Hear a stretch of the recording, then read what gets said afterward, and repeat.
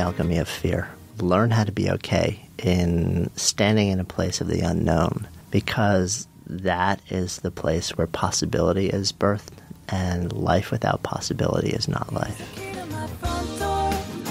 got a pillow if you lost yours. You got a seat at my table. You got a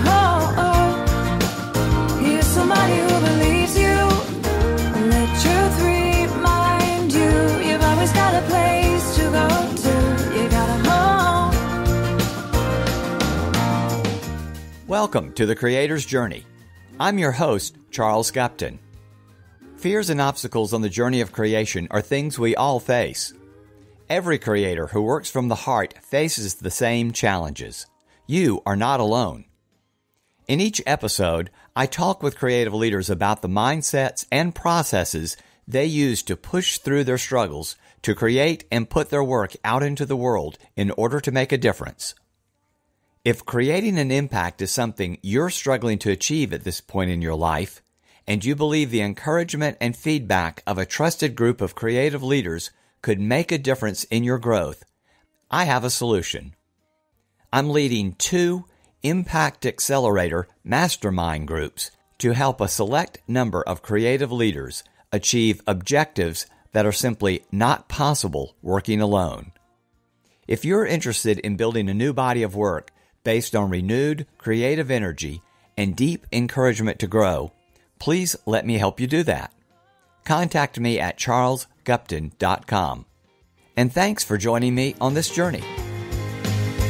Here's the key to my front door. You got a pillow if you lost yours. You got a seat at my table. You got a home. Here's somebody who believes you. Let truth remind you. You've always got a place to go to. You got a home.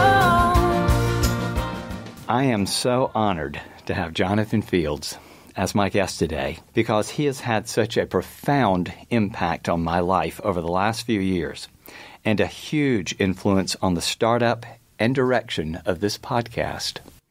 I started reading Jonathan's blog more than 5 years ago, then began listening to his podcast, The Good Life Project, which at the time were audio uploads from his video interviews with amazing guests. I was also privileged to join he and his wife Stephanie, along with about 250 other campers, at their first Camp GLP event in the summer of 2014. Since then, I've come to bask in the delight of and develop deep relationships within an incredible tribe of thoughtful, intentional, open-hearted people on multiple different levels of engagement, both personally and professionally.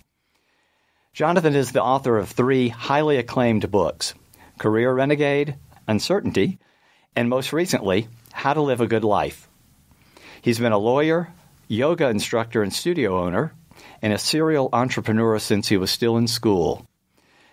Jonathan was gracious to invite me into his studio to record our conversation so that I didn't have to pack up my stuff and bring it to New York. Jonathan, thanks for hosting me as a host. It's my pleasure. Thanks for letting me host you as a host.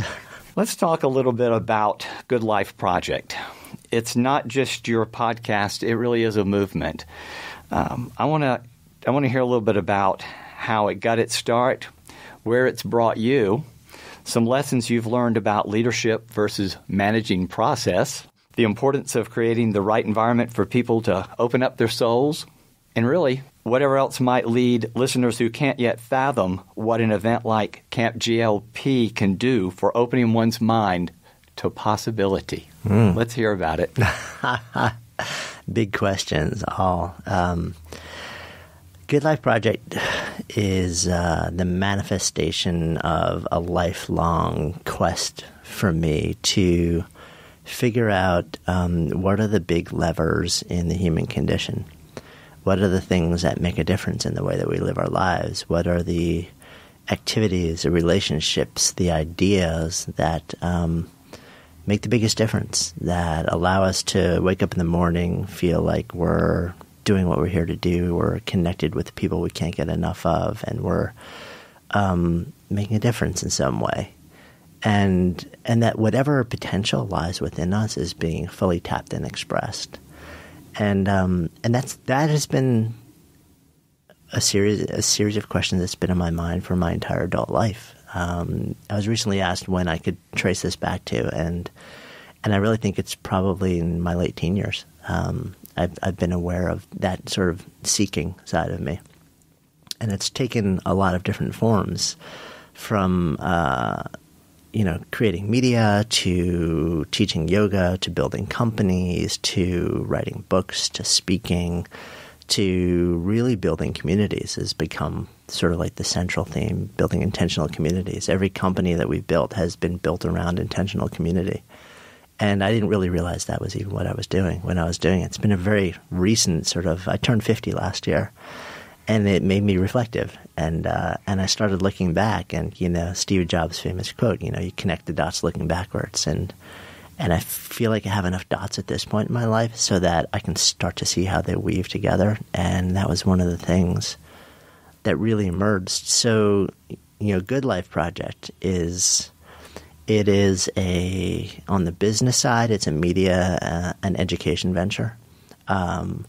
On the mission side, it is a community and a movement which is designed to gather people, to inspire them, to support them, to gather, to bring together people in a community in the quest to live more engaged, connected, lit up lives. And everything we do is really designed to help support that, help foster it. And how is it changing you? That's like asking the guy who's like inside the jar to read the label, as our mutual friend Charlie Gilkey often says. Yeah.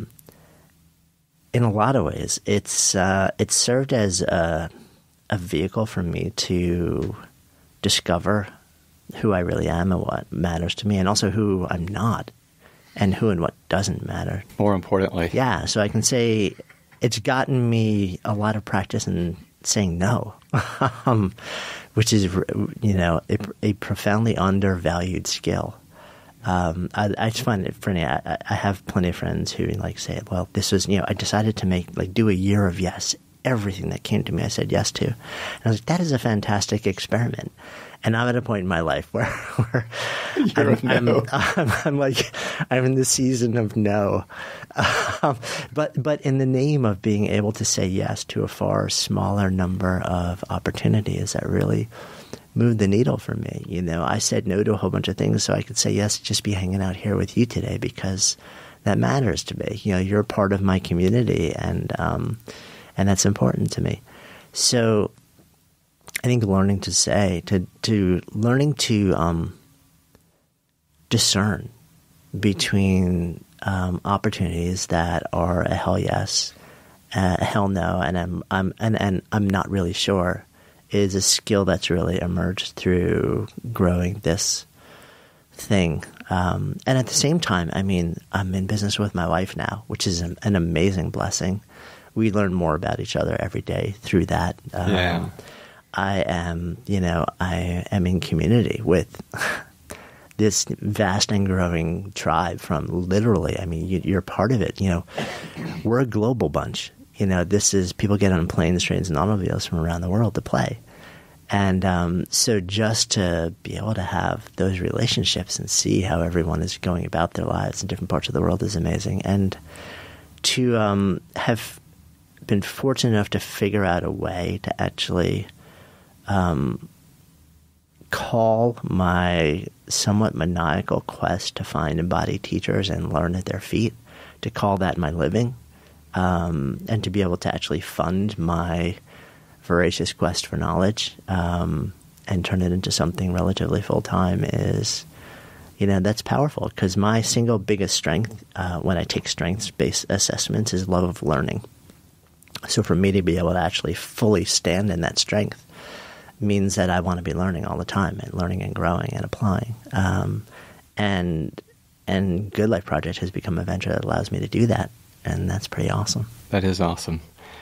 Yeah, we have a lot of similarities in some of these areas. I love the learning process. I've called myself a no-ho, is that I'm a knowledge whore, is that I just love that process. And I realized through the years I've denied that process a lot. I pushed it down in the process of doing. And I realized without feeding that growing and the whys, also in Gretchen Rubin's 4 Tendencies, I'm a questioner. And part of that questioning process is learning and an understanding. That had a big impact on realizing that as well. Yeah, I'm trying to remember. I think I'm an obliger, if I remember correctly, which surprised me. That surprises me. Yeah, because I've always been more of like the rebel. I hate rules. Yeah, I thought I was a rebel until I took her test. Interesting. And I went, wow, I'm on the rebel end of questioner. But that's now one of my frameworks when I talk with people. Oh, I think it's great. Leading masterminds. If anyone hasn't done that, you definitely should. It teaches you a lot about yourself. A lot. What fascinates me about GLP or this project and a lot of what you've done is that you have done it on personal speculation, that you've gone into things because you are curious and you're pursuing that curiosity ferociously. A lot of people are really scared about that. They want an ROI. They want to know what am I going to get out of this if I venture anything. Can you talk a little bit about some of the risks that you've taken? Maybe how some of them have stumbled and not brought the ROI you wanted, but yet maybe something different that came out of it. Man, the list of stumbles is exponentially larger than the list of successes. And it always is. Yeah. That's the point. So a couple of years back, I was at this innovation forum, and some tremendous speakers were there. Roger Martin, who's kind of known for design thinking in business and stuff like that, or probably even before it was really being called design thinking. This line tumbled out of his mouth, which was, I may butcher it a little bit, but it was along the lines of the 2 most deadly words to innovation and creativity are prove it. Because anything that's truly creative, anything that's truly innovative, by definition, cannot be proven before you do it. Because if you could, it wouldn't be innovative or creative. It would just be you're doing what somebody else has done before you. Rubber stamping. Yeah. And but we are maniacally charged to try and lock in our success. We don't want to do something. We don't want to wade into the place of uncertainty. We don't want to take risks. We don't want to expose ourselves to being outcast, to being judged, to a loss of money, prestige, positioning, power. It makes us physically ill sometimes thinking about that happening, to the point where we deny our curiosity. And I get it, because I'm no different. I'm human, and I have that same impulse. I've just spent a lot more, probably thousands of hours more, researching why that happens, and really trying to understand how to build a set of skills that allow you to be more okay in that space. But I mean, things that I've done, I owned in 2001. I signed a 6-year lease for a floor in a building in Manhattan to open what I hoped would become the premier yoga center in New York. This was the day before 9/11. And the next day I woke up and I had to make a really big decision. I was married. I had a 3-month-old baby, a new home. Was I going to do this, or was I going to find my way out of that lease? And, for me, there was a series of things that happened that led me to lean into it and say, this is the thing that has to happen now. But it was scary. And the first year or so, until we figured out which way was up, and if there was a way that was up, because the city was destroyed emotionally and physically to a certain extent, it was brutal. And we were fortunate in that we flourished in no small part because we were providing a service and a community that the city needed maybe more than the history of its existence. And so we did okay, and at the same time, I decided to stack another risk on top of that, which was, could I actually create the first national roll-up of, could I franchise this thing called yoga? Could I standardize it on a level where I could basically scale it? And so we went through the entire process of franchising and filed all the documents and hired lawyers and opened 2 test cases. And, we were doing okay. But what I realized was that I didn't want to do that anymore. It wasn't a business. It was a brutally hard business. It stripped too much of what the practice was about, and it wasn't what I wanted to invest my energy in doing. But along the way, we spent gobs of money, took a big financial hit, and I had taken my eye off of our core business. And it was still doing well, but nowhere near what it could and should have been doing. I wasn't supporting the community and the company the way it needed. So, I made a really hard decision to shut down that entire initiative. And it took me a couple of years to focus back on the core business, to earn back the substantial amount of money that we had spent, and to get everything doing okay. And I think at this point in my life, one of the things that allows me to continue to do that is that it's what I'm wired to do. I was put on the planet to create some things from nothings.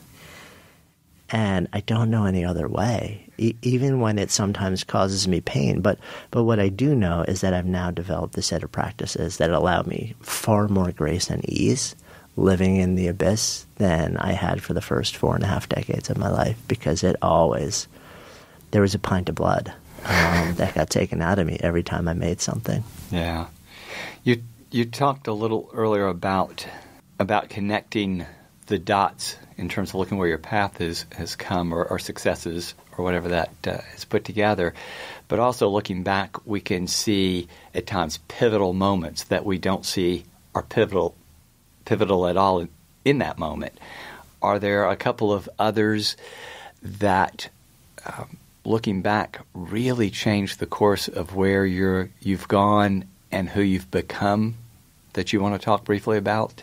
In addition to 9/11 seemed to be a pretty pivotal. It was for me. I mean, especially being a New Yorker, and being in the city that day. And no matter how much the nation saw and watched from afar and suffered mightily, it was a different experience being in the city and being a New Yorker and knowing that you knew somebody personally who wasn't coming out. Right. That was big for me. It happened at a time in my life where I was starting to ask bigger questions, and I had more on the line. So it all kind of collided to make me, to rattle me in a way I didn't really see coming. As well, nobody could have seen it. Other moments, sure. I had a brief career as a lawyer. The better part of, I think, was about 5 years. And there was a moment where I got my dream job, and I was making tremendous money, and working with brilliant people on massive deals. And 3 weeks into that, I ended up in emergency surgery, when essentially, after pretty much not sleeping, treating myself horribly, abandoning even a semblance of self-care, my immune system shut down. My an infection that was brewing inside of my body, likely from a somewhat botched appendectomy a year prior. Ouch. Which you probably didn't know about that part of it. No. I don't talk about that a whole lot publicly. We don't know for sure, but that's the likely reason. It was probably there for a long time. But the stress I was under basically cratered my immune system. This thing mushroomed into a huge thing, ate a hole through my intestine from the outside in, and I was in a world of hurt. So thankfully, whisked into emergency surgery, everything came out fine. But that was another moment where I kind of said, okay, so my current career is, my body is rejecting my career right now. That's a good way to put it. Yeah.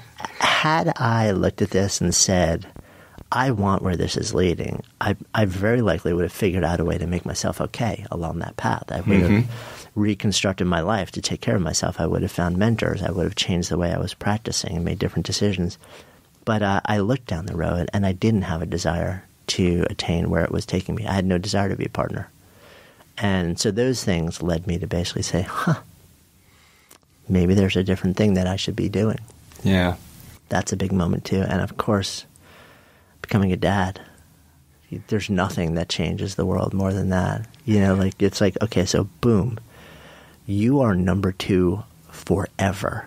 And very likely number 3, 4, 5, 6. More likely you're like number zillion forever. And it's freaking awesome.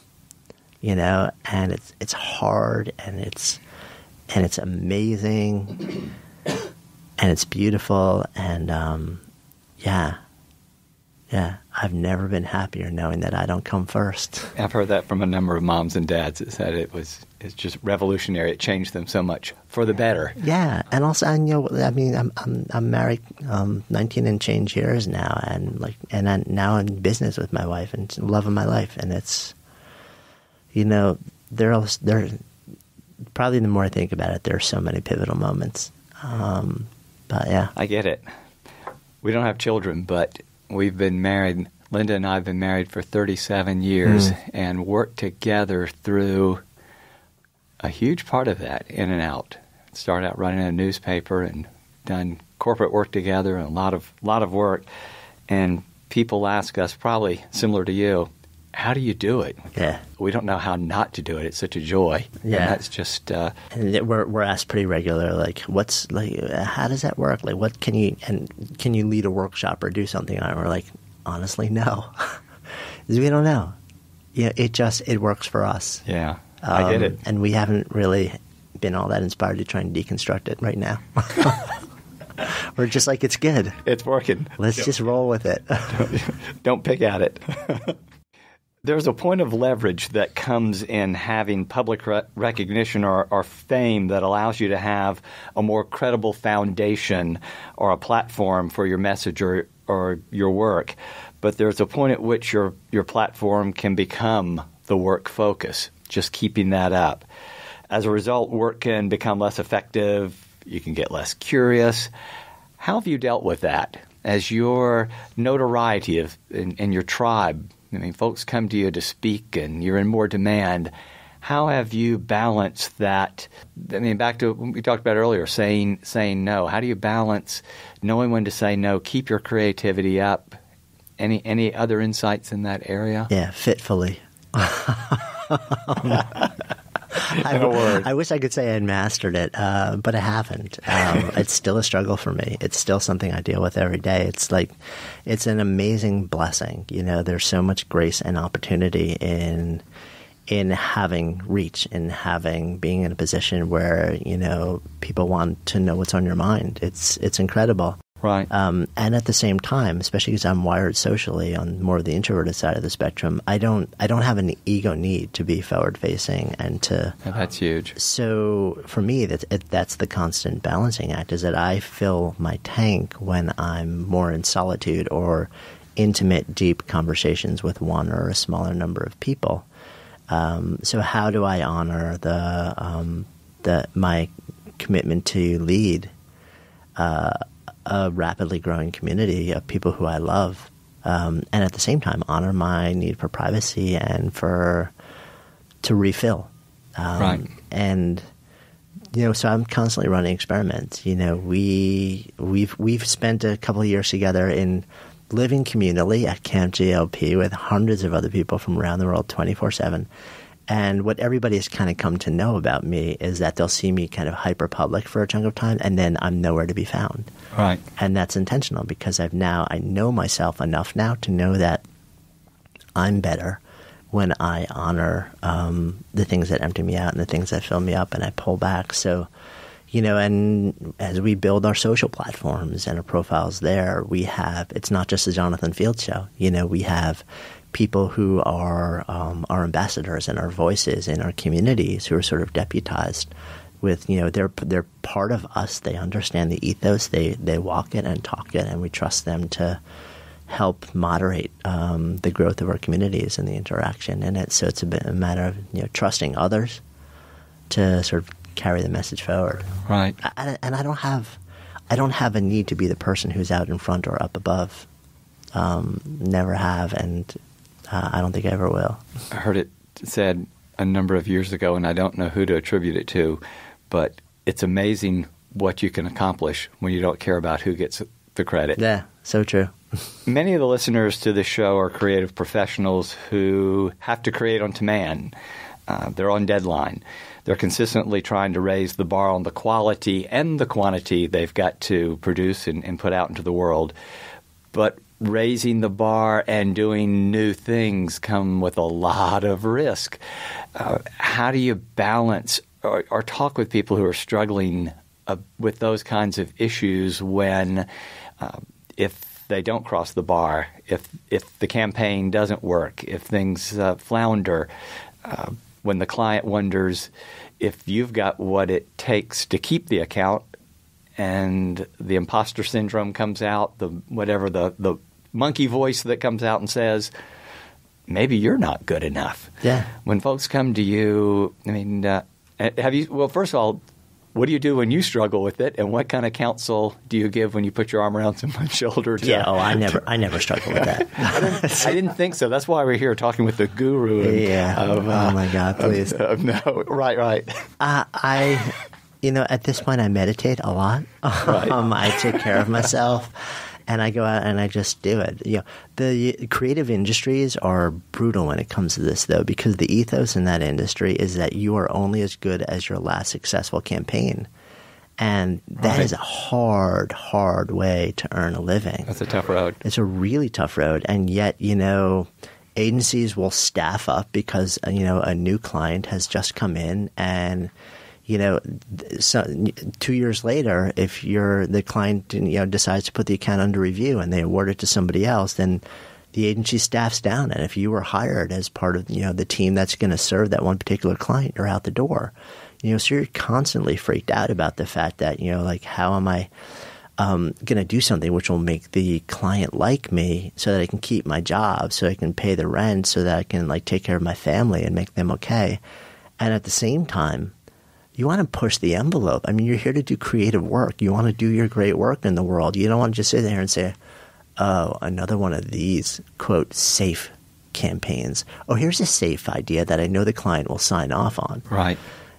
So I don't have an easy answer for this, especially in that world. I don't believe there is an easy answer. And I have had many conversations with folks who are at the highest levels in those worlds, at the top of agencies, even at that level, struggling fiercely with this because they can be removed by the board. So it's not easy. The only guidance that I can really offer is, and this sounds trivial, but seriously, meditate. Because you have to go to that place where you don't know how things are going to end. Because at some point, the safe option in an industry where you're being paid to be creative will come back and bite you. It may keep you feeling like baseline secure just for now, but at some point that client's going to be like, we're done with safe. Safe over time, safe does not build market share. Safe may sustain market share over a certain window of time, but safe over an extended period of time always loses market share. It just is what it is. I mean, That's like one of the fundamental rules of brand. So maybe you're doing something which is going to make you safe for the time being. Safe over the long haul is always going to get you tossed. So why not, if you know that, why not actually go out there and try and do something extraordinary? Right. And even if it doesn't get you tossed, you're going to be sitting there and you're going to feel safe and dull. You're going to feel safe and gray. You're going to feel safe and empty. Safe and devoid of meaning. Right. Dead soul. Safe. So you have a safe, empty life. Is that what you're here for? Maybe so. Not me. Right. Well, I don't know that I've met a really creative professional who came into their profession without the desire to create a great impact, to make a difference. And a difference isn't made by doing something everyone else has done. Yeah. It doesn't make an impact. Yeah, it can't. And look, I'm a total realist. I live in New York City. I'm married. I have a kid. I'm a realist in knowing that you get freaked out because you want to be able to support the family and make sure that everything's okay. So, and that's why I said, what I was just talking about is the underlying ethos that we all know and feel. Where the rubber hits, the ground, it's harder. Because we have this thing inside of us, which is for many people a sacred belief that when we reach a point in our lives where people are looking to us to provide a semblance of security, that's our job to do that. And it's a battle, resolving that tension. Right. Well, I asked that leading into a story that I've heard you tell already about the writing of your current book, where you've got 2 successful books behind you also already. known as the Odyssey. That's right. The Iliad comes up. But you proposed an idea, started working, and then I'm assuming there were a number of butterflies in your gut as you had to deal with. Well, I'm going to let you tell it. Yeah, I not only proposed an idea, but I sold the book. We negotiated a deal. I sold the book. I was going deeper into the research for it and realized after a chunk of months that this actually was not going to be the book that I thought it was going to be, or that my publisher probably wanted it to be. That there was a tremendous amount of research, and it was going to be interesting but not satisfying, and it was also going to hang me out to dry because I was going to have to take a position with no valid basis for doing it, and it was going to hang the publisher out to dry too because they would be behind me. So I went back and told them, and I said, I'd rather not write this now. This is like a 5-year down the road thing. But there is another book I could write, and that's called How to Live a Good Life, and here's what it is. And they said, oh, my God, this is great. Do it, which I was thrilled about. I didn't know if that would be their reaction. I went out. I wrote the entire manuscript. I handed it in. I felt good about it. A couple of weeks pass, and I hear, this is not it. Huh. Ouch. Yeah. All right. So we have a little summit. At that point, my editor team had grown to 2. And we got together. We talked the whole thing over. We agreed on a new direction. I thought everyone was good. I went back. I wrote a second manuscript, handed it in, waited a couple weeks. They responded, this is not it either, and we're really not sure what to tell you anymore. Wow. Double ouch. Yeah. At which point I realized that I was writing in a genre I hadn't normally written in. I was owning my human potential roots, and stepping away from writing about business purely and entrepreneurship purely. And I didn't really understand the format that it needed to be.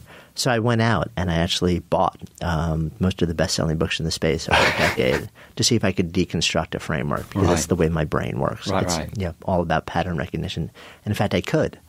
And so I redid the table of contents according to that. And I showed it to the publisher, and they said, oh my gosh, this is it. I said, before I write this, let me actually write 4 or 5 chapters to see if I can live with myself writing the book this way, because it's not the way I normally write. Right. And this is a profoundly new set of creative constraints for me. And so I went and did that, and it turned out I actually really liked it. And it was a lot easier than the type of book that I had normally written before.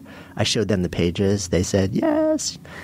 And then I flew through. The rest of it came tumbling out a lot faster. But this was a period of years and 3 totally different manuscripts before finally I handed in something where they said, boom, this is it. And where I also said, yeah, this is it. Well, I think people need to hear that because, again, I think if you're a relatively well-respected creator in any field, writer, agency art director, a photographer, whatever, people begin to think, well, you can just crank that stuff out, and there aren't reshoots or there aren't rewrites or on that. So, when it happens to someone, it's easy to feel like I'm alone. No one else. I'm ashamed of it. I mean, what comes to mind is that whole shame factor that comes in. Imposter syndrome and all those things. And you were pretty open about talking about it. And I think people need to hear that it happens. Oh, it constantly happens. And if it never happens, you got to wonder what you're doing. Right. Because you're like, if you're never pushing that edge, it's like, okay. What I found fascinating, so a couple years back, I was having this conversation with Ed Boches. He used to be the head of Mullen. And he was really jazzed. And he was a bit of a maverick. He ended up moving out. And hyper-creative guy, driven, and he was really excited about a shift that he was seeing in the creative agency space where people were actually opening to more of a lean creative process so that you didn't have to take millions of dollars and, shoot 3 commercials, end to end, and hope and pray the first time that they aired that you got it right. You could actually chunk it down to smallest pieces. Actually, you could prototype this, and then bring in your eventual end viewers and users along the way and have them respond to the bits over time, so that by the time you actually finish this and aired it on a larger scale, you kind of knew. You had dealt with a lot of the uncertainty along the way. You had a much higher likelihood of this thing actually hitting. As you were spending more and more money, you knew that you kept adjusting course along the way rather than, like pay and pray, which is what so much of not just that industry, but a lot of industries are all about. And that is absolutely brutal. It is. Absolutely. You can't prove anything. Yeah. And I think, the digital space is making that a lot easier to operate in that way. Absolutely is. Talk with me a little bit about the concept of helper versus maker. And that, I've seen that kind of on a spectrum. Yeah, spectrum. Thank you. And that's been very helpful to me. And in several conversations I've had with people who are struggling, as I've talked with them, I've drawn that into the conversation, and I think it is a struggle that people don't even realize, a lot of people don't realize they're going through or wondering why it is. Do you want to dig into that a little bit? Yeah. So this is a theory that I have, and I've seen it unfold for so many years now that I'm going to call it more than a theory. I feel that we're all wired in the way that we contribute, the way that we do our work. We're all wired along a spectrum where on one end of the spectrum is we'll call it the helper, where we're lit up purely by the idea of service, of being of service to others. The other end of the spectrum, we'll call that the maker, and that person is purely lit up just by the idea of making something from nothing, creating beauty. And then there's a whole blend along the spectrum. There are the people in the middle who, they're partially lit up by the idea of making something cool, and the fact that it's going to be of service to others and help. Well, that's pretty cool too. My sense, though, is having run this by and worked with so many people is that most of us are actually not around the center of that spectrum. Most of us are clustered closer to one side or the other. We're kind of wired more as a maker or a helper. And knowing that about yourself, I think, can be really valuable, because a lot of people who go into creative professions, my feeling is that they're wired as makers. But that's why they do it. They love the process of creation and creativity. Knowing that what they're creating will be of service to others is cool, but it's not their why. But the thing is, if you want to survive in that industry, you have to figure out how to make it your why, or at least part of your why, or else you'll be consumed by the aesthetic of it and not by the value of it to those who are paying you to do it. On the other side of the spectrum, you've got somebody who's 100% about service, right? And that's fantastic, because all you want to do is serve the client. You want to give them what they need. You want to make something that is stunningly valuable to them, right? But at the same time, you may need to tap into the maker side to push the envelope a little bit and to help them make taste. To kind of push them a little bit beyond what they're comfortable with, because what they may be asking you to do may be more of the safe thing, which is eventually going to be both their demise and your demise, which is why I think it's actually great to form teams where you have a blend of both helper and maker, because they will push each other to sort of create a complementary outcome. And I think it's also great to just understand where along that spectrum you fall, so that you can understand who to collaborate with. Yeah. I had always considered myself a maker. I've been a photographer, then moved into making film and doing podcasts and writing, and I was creating things. But I realized as I really thought deeply about that my drive was to serve people. I want to see the results make a difference for them in their lives. If I'm working for a client, I want to see the work we do produce sales. Yeah. I want to see it do things that have an impact. And my ego is not in, interestingly enough to me, it's not in what I've created. I get more tied into, did it work? Did it make a difference for them? Are they pleased with it because it moved the needle for them? Yeah. And I realized as I talked with a lot of other photographers or other people that were... They could care less. They didn't. It's like, I made a beautiful photograph, right, and they butchered the use of it, and they cropped it wrong. Look how I told the story. It's stunning.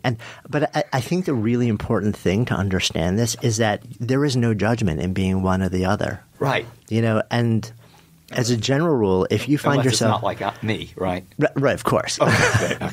And it's the makers who are very often most judged.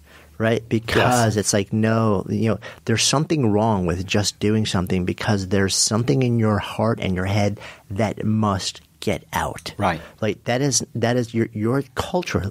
Culturally, you're the fringe player when you do that. We're all told that the thing that you're here to do is to be of service. Right. The most noble thing you can do in your life is to be of service. And that's awesome to be of service. I love being of service. And at the same time, I love creating something from nothing. Right. That process fuels me. Right. So I think the most important thing for me is to really send the message that it's okay to be either one. And it's just you understand what comes easy to you, what lights you up, and understand also that the other side of the spectrum, especially if you operate in a solo mode, you're going to have to teach yourself to be good about it and to understand why that matters. Sometimes you can train yourself to actually experience it in a way where it starts to matter more to you. Right. Yeah, and I won't say that I don't love the making process as well, but it was just helpful for me to understand that I fit there and to be comfortable with that part of it as well. So, but you're right. It strengthens the collaboration to work with people when you've got both of those working together to create great work and have a service purpose. A lot of listeners also focus on process to make their creative journeys more fruitful. Let's talk a little bit about some of the sparks that leaders can use to light themselves up and their work in new and interesting ways as well. You want to dig into those? Sure. Those areas? Yeah. So this is something that is kind of an evolution of the whole maker-helper idea, at least for me. I call them the 5 human sparks. And these are very likely about to evolve as well. But I really ask the question, what lights people up? Can we categorize them in some meaningful way? And there are 5 fundamental things that I've seen. One is, and you brought this up earlier, which is curiosity. Do you have a burning question, or do you yearn to solve a big problem? That lights up a huge number of people. Second is fascination. Is there just a topic or an idea where for no reason other than you just want to go deeper into it, you can't let it go. You want to explore it fiercely just because it's fascinating to you. The third is immersion. There's an activity where you love to do it. You completely lose yourself in it. Doesn't matter whether you get better at it or not. It doesn't matter who else you're doing it with. It's not about solving a problem or learning more. You just get lost in the process of doing. And It's amazing.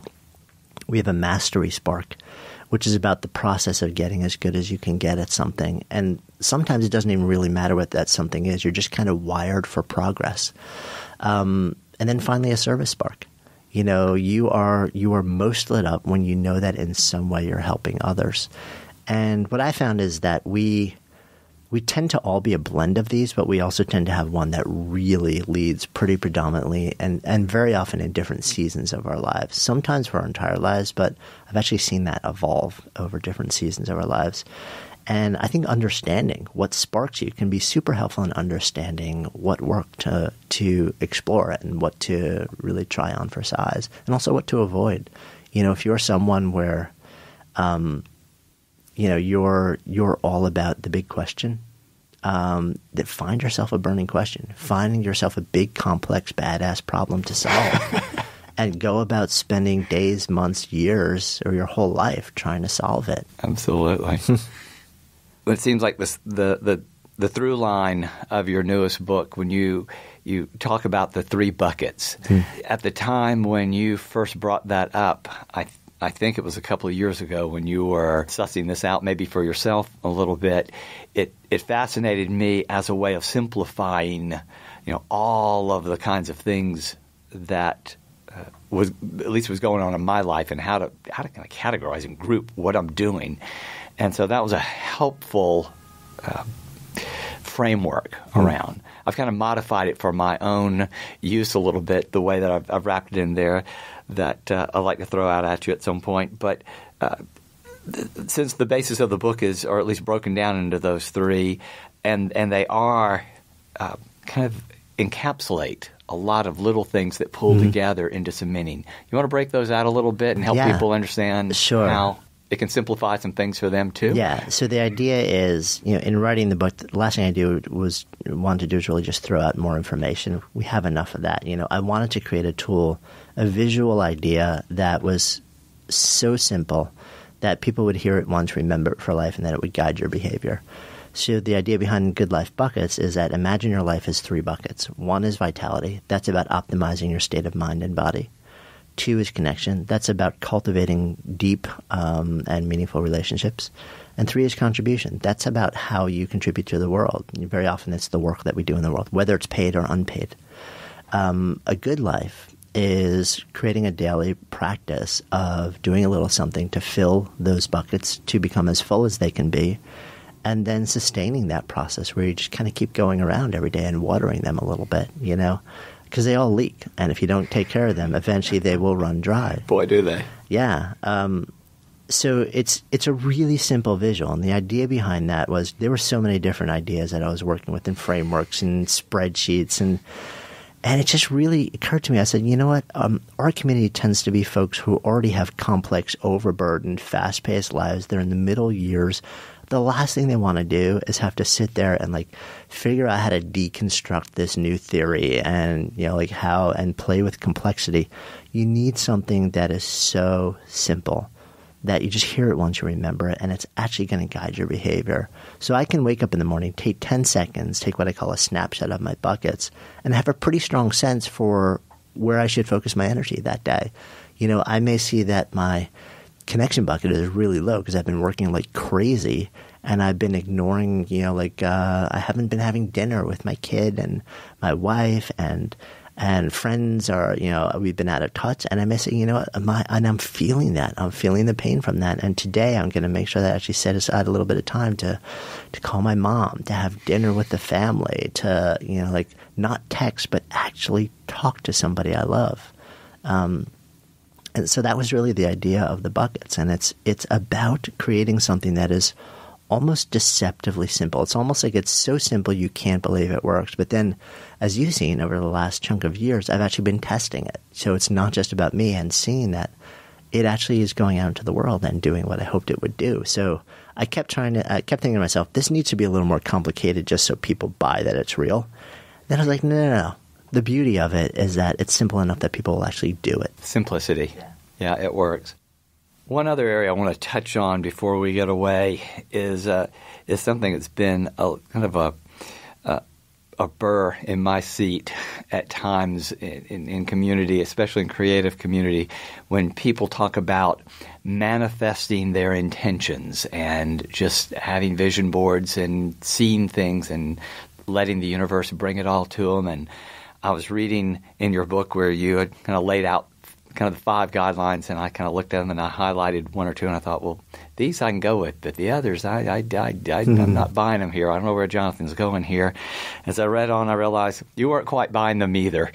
And what I call the woo-woo of manifesting things, and you had a great term in there which you had brought in from someone else as well, whoop. Yep. Talk a little bit about that and how it can, because again, it's another simple concept, but it has legs. Yeah. And I was able to cheer and go, yeah, I can buy this one because that's what I'm already doing. You can grasp it and it's practical. Yeah. So I have, I'm spiritually open. I'm open to things that I see happen repeatedly, but I can't find a rational basis for. And at the same time, if there is a scientific overlay, if there's something proven, I'm going to default to that. And this is what I'm seeing in this whole world of manifesting, which is, if you swap the words, it's goal achievement. Fundamentally, it's a metaphysical sort of word for hey, dude, I want this to happen. And there is a ton of science on how to actually make things happen in your life. So what the science says, and this is where I diverge from just sort of a lot of the general instructions about manifesting, in some way, shape, or form, very often the instructions in that world are, if anything negative, if any obstacles come into your mind, push them away, because those are the things that you'll manifest instead of the thing that you want. And in fact, there's research on this, and the research is crystal clear that the most effective way to actually get what you want is to wish, right? WHOOP stands for wish, outcome, obstacle, plan. So wish for what you want. Awesome. We're on the same board with the manifestors, right? Outcome. So visualize the outcome that you really want. Make it real. Awesome. We're still in the same thing, right? But now we get to the second O, which is obstacle. Now actually think about what are the obstacles, especially the inner obstacles that you're going to throw up in your own psyche that are going to flatten you and make this not possible. And now assume if this happens, pre-create a plan so that you'll be able to, like, this is what I would need to do to move through them. And it shows that when you do that in advance of starting, your likelihood of actually succeeding goes up dramatically compared to if you ignore any negative part of the process and don't plan for it and just focus entirely on wish manifestation. So for me, if I look at the data, there is research on this. And I'm going to go with the proven methodology. And the research was done by Professor Gabriele Oettingen. And I'm not entirely sure that's how you pronounce her name, but we looked it up when I narrated the audiobook, so I think hopefully it's relatively close. And it was done academically, and now there's actually, she developed an app and all sorts of stuff, so anyone can do it. And yeah, I love to see people make things happen in their lives, and I'm constantly looking for stuff that's validated, that actually, if you're going to set aside time to do it, we know it's going to work. Yeah, I'm with you on that one. Is there someone that you know who is outside of the spotlight, but they're doing something important that's having an impact on the world that folks should know about? She's in the spotlight, but I think she should have a bigger spotlight right now. Orly Waba has a foundation called Life Vest Inside. And she created a video a couple years back that went viral called Kindness Boomerang. And now she's on this huge mission to make kindness the defining ethos in the world, starting with kids and building all sorts of curriculum. And she's got a spotlight, but I think the work she's doing is worthy of a global one that, I'd like to see more light shining on her. That's why I ask. What do you want to be remembered for? I don't think about that. Honestly, long-term legacy isn't something that I focus a lot on. I focus day to day. I want to know that I want to feel like when I rest my head on my pillow at the end of the day, I've lived a good day. I've done something meaningful. I've been as kind as I can muster on that given day. And that I've somehow mattered in the lives of people I care deeply about that day. And I feel like if I do that today, tomorrow, the next day, and the next day, the whole how do I want to be remembered thing will kind of take care of itself. It does. Well, again, I ask, it's not so much as trying to construct what people remember, but what kind of body of work. I'll use Pam Slim's body of work, but the work of your life. And again, it's a brick by brick process, it seems to me, built daily. I almost feel like I'm not at a point in my life quite yet where that level of coherence has revealed itself. I know pieces of it, but not the whole thing. Well, is there something that we did not cover? Something, one thought that you'd like to leave with our community that you believe could make a difference in their lives? Yeah, train in the alchemy of fear. Learn how to be okay in standing in a place of the unknown, because that is the place where possibility is birthed, and life without possibility is not life. If folks that don't already know you want to know you better, want to engage with the incredible things that you are building within your communities or facilitating, how do you want them to connect with you or engage? So I'm pretty easy to find online these days. GoodLifeProject.com is sort of my home base these days. You can find me on Instagram at Jonathan Fields or Good Life Project also. I'm pretty much anywhere. And that's sort of in the podcast. Come listen, join in the conversation. Please do. What an honor this has been. It's been my pleasure. Thank you. Thank you, sir.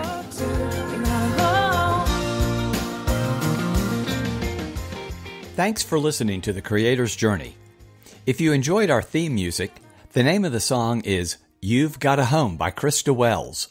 The Creator's Journey is published the first and third Sundays of each month, except for July and December. If you enjoyed the show, I would appreciate having you go to iTunes and subscribe. While you're there, if you give us a favorable rating and review, it'll make a huge difference in helping a newcomer easily find it. You can find links to today's guests, the people and books we talked about, and email me with your wonderful thoughts, all at thecreatorsjourney.com. I want to thank Yodelist for sponsoring this episode of The Creator's Journey.